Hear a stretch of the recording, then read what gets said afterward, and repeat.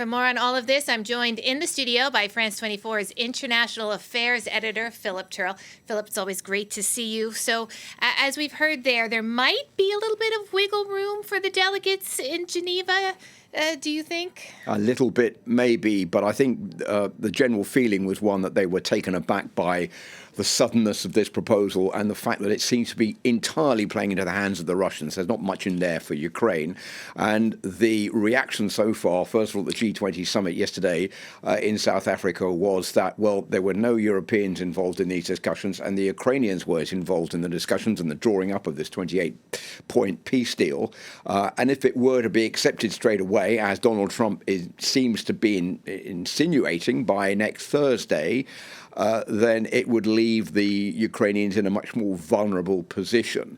So I think what the Europeans are trying to do at these discussions taking place in Geneva right now, along with representatives from the European Union and also Marco Rubio and Steve Witkoff, is to find some common ground, somewhere where they can try to work out an agreement that's not going to ruffle the feathers too much of Donald Trump. Donald Trump, who wants to get peace done. He's said it several times. We heard him in that clip there. We've heard him also on Truth Social today saying that Ukraine had shown no thanks to the Americans for what they've been trying to do to reach peace, and that all Donald Trump wants to do is to end the war. And I think there's generally a feeling in Geneva today amongst European officials that this is basically a sellout to the Russians. The Russians are getting most of the benefits of this 28-point peace deal. I'll just give you some of them, giving the fact that the Crimea, Luhansk and Donetsk will be recognized as de facto Russian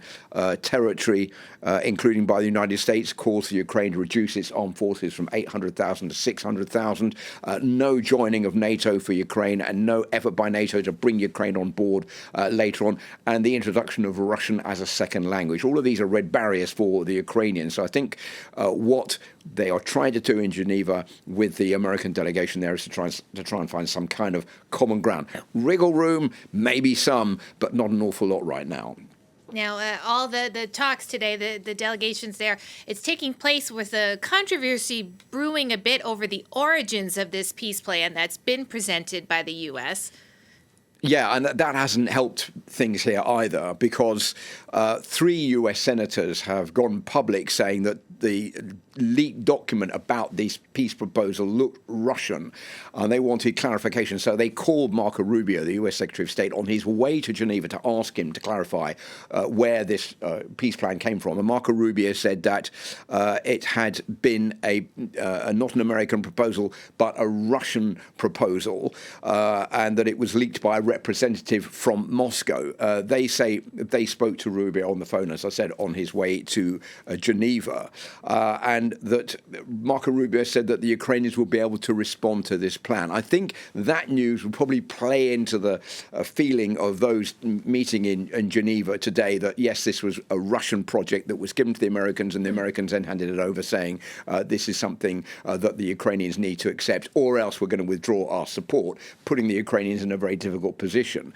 Now, that's been completely denied by the State Department since then. Spokesperson Tommy Pigott said the senator's account was blatantly false, and that the plan was authorized by the United States with input from both the Russians and from the Ukrainians. The Ukrainians are saying that they basically didn't put any input into this peace proposal at all because they're not getting anything out of it. So there was one other element, I think, which was important to underline, was that Rubio apparently was not aware of the widely reported U.S. threat to cut off military aid if that plan was not accepted by this coming Thursday. So a lot of unanswered questions right now as these talks take place in Geneva. Philip, thank you so much for joining us. As always, that's France 24's International Affairs editor, Philip Turle.